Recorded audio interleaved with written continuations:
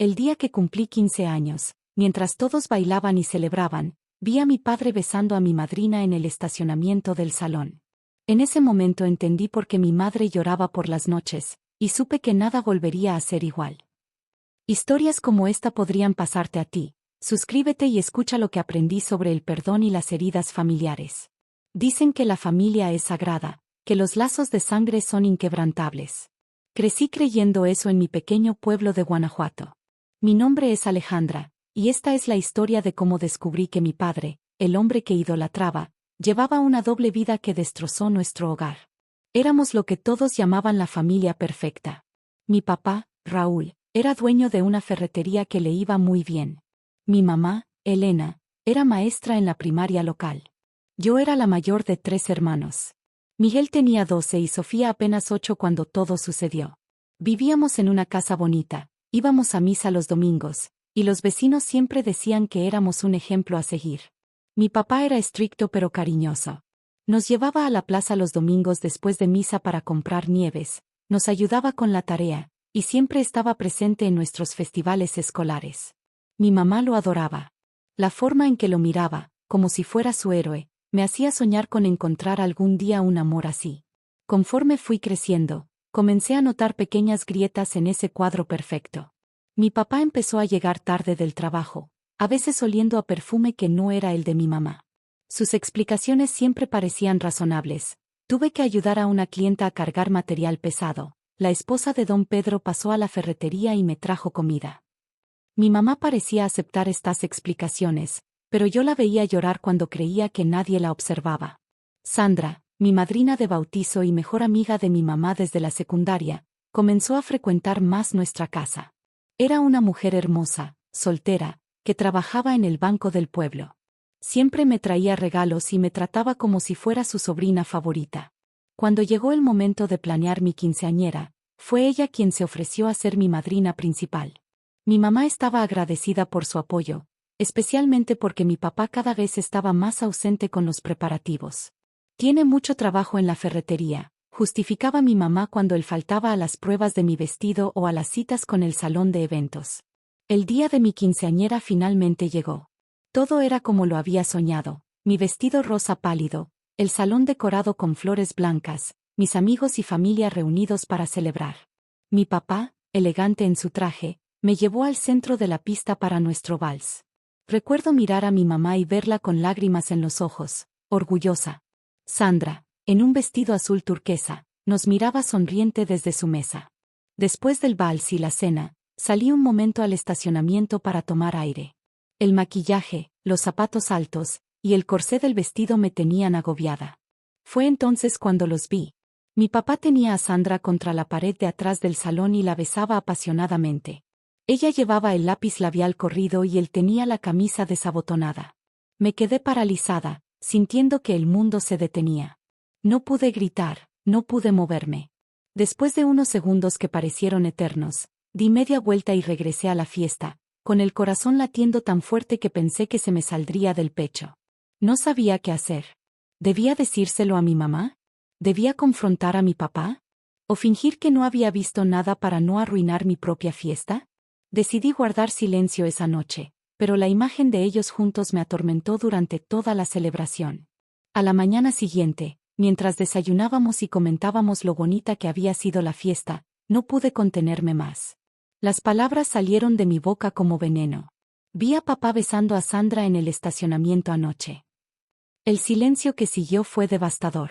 Mi mamá dejó caer la taza de café que sostenía, y los fragmentos de porcelana en el suelo parecían un reflejo de cómo se estaba rompiendo nuestra familia. Mi papá, pálido, intentó negarlo. «Estás confundida, mijita. Sandra y yo solo estábamos platicando». Pero mi mamá lo conocía mejor que nadie. Vio en sus ojos la verdad y se derrumbó.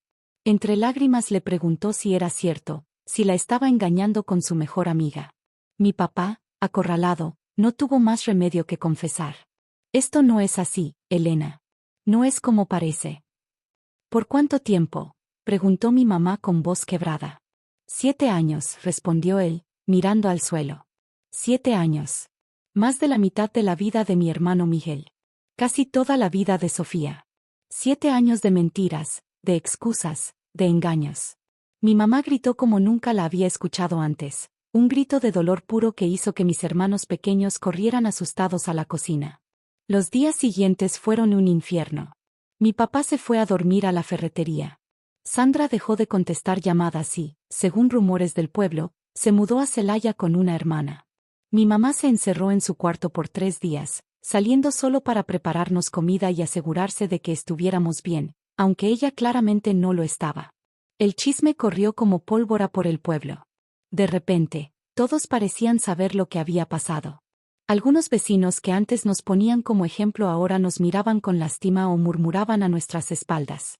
En la escuela, algunos compañeros comenzaron a tratarme diferente, como si la infidelidad de mi padre fuera contagiosa. Mi papá intentó hablar conmigo, explicarme, pedirme que entendiera. Me dijo que amaba a mi mamá, pero que las cosas se habían complicado con Sandra, que no había sido su intención lastimar a nadie. ¿Cómo puedes decir que la amas si le has mentido por 7 años? Le pregunté, incapaz de contener mi rabia. ¿Sabes cuántas noches la escuché llorar? ¿Cuántas veces la vi esperar despierta a que llegaras? No supo qué responder. Por primera vez, vi a mi padre como realmente era, no un héroe, sino un hombre débil que había traicionado lo más sagrado que teníamos. Mi mamá, aunque destrozada, demostró ser más fuerte de lo que cualquiera hubiera imaginado. Después de una semana, se levantó, se arregló, y volvió a dar clases. Por las noches lloraba, pero durante el día se mantenía firme por nosotros. Comenzó a hablar de divorcio, algo que en nuestro pueblo católico y tradicional era casi un tabú. Mi papá se resistió al principio. Nos visitaba cada tarde, traía despensa, dejaba dinero. Intentaba recuperar a mi mamá con detalles que llegaban tarde, flores, joyas, promesas de cambio. Pero el daño estaba hecho. La confianza, una vez rota, es casi imposible de reparar. Mis hermanos tomaron la situación de forma diferente. Miguel se volvió rebelde, comenzó a faltar a clases y a responderle mal a mi mamá. Sofía, demasiado pequeña para entender del todo, preguntaba cada noche cuándo volvería papá a casa. Yo me convertí en el pilar de la familia, ayudando a mi mamá con las tareas del hogar, consolando a mis hermanos, tratando de mantener cierta normalidad en nuestras vidas. Después de 3 meses de separación, llegaron los papeles del divorcio. Mi mamá los firmó sin titubear. Mi papá los retuvo por semanas, insistiendo en que podían arreglarlo, que podían ir a terapia de pareja. Pero mi mamá había tomado su decisión. Ya no te amo, Raúl, le dijo un día frente a nosotros. Quizás nunca deje de quererte, pero el amor se acabó cuando decidiste engañarme por tantos años. El divorcio se finalizó 6 meses después de mi quinceañera. Mi papá se mudó definitivamente a un departamento cerca de la ferretería.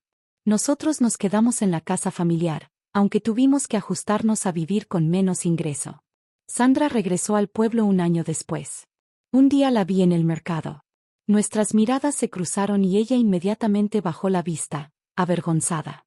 Se veía diferente, más delgada, con el pelo corto, como si ella también hubiera sufrido las consecuencias de lo sucedido. Me acerqué a ella, no por reconciliación sino por curiosidad. ¿Valió la pena?, le pregunté directamente. ¿Valió la pena perder a tu mejor amiga, tu reputación, todo? Ella negó con la cabeza, con lágrimas en los ojos. Nada lo valió. Ni un solo momento. Me contó que mi papá y ella habían intentado estar juntos después del divorcio, pero que todo se había desmoronado rápidamente. La culpa, los remordimientos, y el juicio del pueblo habían sido demasiado. Mi papá había comenzado a beber, a recriminarle que por ella había perdido a su familia. Eventualmente, él también la había engañado con otra mujer. No sentí satisfacción al escuchar esto. Solo una profunda tristeza por todos los involucrados, por todo el dolor que una mentira había causado. Han pasado 5 años desde aquel día en mi quinceañera. Mi mamá ha reconstruido su vida. Ahora es directora de la primaria y hace poco comenzó a salir con un profesor viudo que la trata con el respeto que siempre mereció. Mis hermanos han sanado a su manera. Miguel está estudiando ingeniería en Querétaro, y Sofía, ya adolescente, mantiene una relación cordial pero distante con mi papá. Yo estoy en la universidad estudiando psicología. Quizás inconscientemente escogí esta carrera para entender mejor lo que pasó en mi familia, para ayudar a otros a no cometer los mismos errores. Mi relación con mi papá ha sido la más difícil de reparar. Durante años apenas le hablé, incapaz de perdonar su traición. Pero con el tiempo, y especialmente con lo que he aprendido en mis estudios, he llegado a entender que las personas son complejas, que todos cometemos errores, algunos imperdonables. Hace un año, mi papá enfermó gravemente. Un infarto lo llevó al hospital y, por un momento, pensamos que lo perderíamos. Fue entonces cuando algo cambió en mí. Me di cuenta de que, a pesar de todo, seguía siendo mi padre, el hombre que me había enseñado a andar en bicicleta, que me había llevado en sus hombros durante las posadas navideñas, que había trabajado duro para darnos lo mejor. Comenzamos a hablar, realmente hablar. Me confesó que su aventura con Sandra había comenzado en un momento de debilidad, pero que la mentira se había vuelto tan grande que no supo cómo salir de ella. Me dijo que el día que más se arrepentía en su vida era el de mi quinceañera, no solo porque lo descubrí, sino porque su egoísmo había arruinado lo que debería haber sido uno de los días más felices de mi vida. No espero que me perdones, me dijo desde su cama de hospital. Pero quiero que sepas que me arrepiento cada día de haber lastimado a tu madre, a ti y a tus hermanos. El precio ha sido demasiado alto. No sé si lo he perdonado completamente. Creo que el perdón es un proceso, no un momento.